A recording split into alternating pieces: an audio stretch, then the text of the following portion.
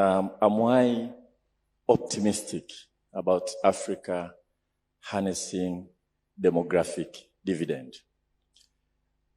I have qualified optimism, and a lot will depend on how we move forward from here. Sometimes we think it's just about the size of the market. Therefore, continental free trade area. Maybe size matters. How about Mauritius and Botswana in terms of population and the market size? And of course, Kaberuka said, well, I think sometimes we are focusing on natural resources, thinking that will take us forward. And then how about Korea, South Korea, and the other countries? So let me digress and take a little bit of history very quickly and see the significance of this meeting and moving forward from here as Africa. It's commonplace to compare a country in Africa and a country in Southeast Asia in 1960s, Ghana, Tanzania, Kenya. And we look at the GDP and we find that they are almost at par.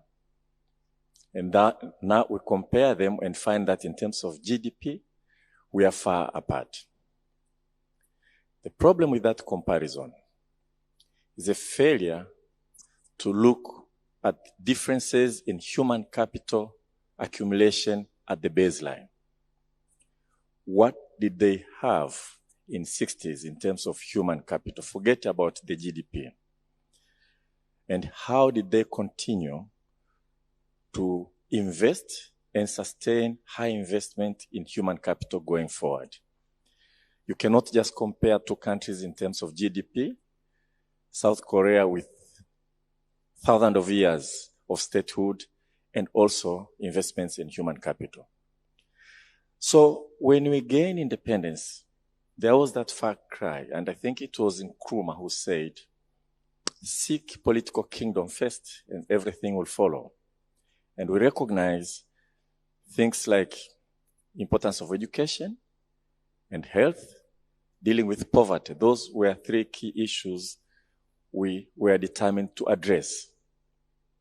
So investments in education start to pick up. In Tanzania, for instance, we did not have a university. 1961, we gained independence, but we established quickly a university college in Dar es Salaam with 14 students. We start to build schools and try to have literacy rate for all the population. Going forward to 1980s with structural adjustments. I'm an economist and I know Kaberuka is and Professor Njuguna. But I'll talk about the World Bank. They came to us and say, return to education is so small,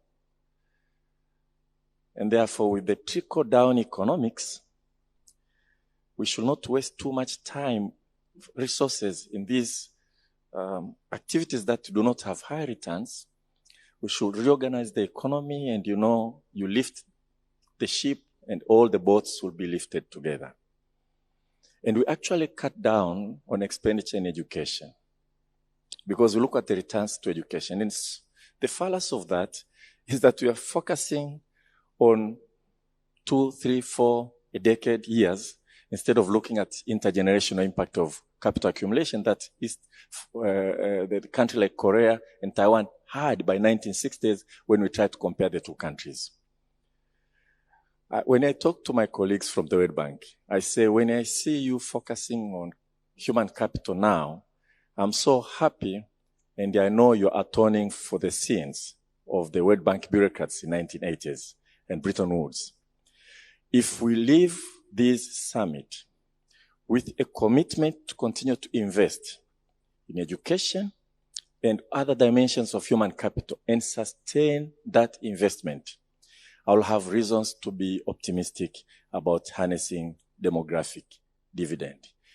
If we allow the pendulum to keep shifting left and right, I think optimism will be misplaced. Thank you. Thank you, Professor Mkenda. Very, very powerful, and I appreciate the emphasis on intergenerational impact. Tumedhamiria, tunaboresha elimu yetu.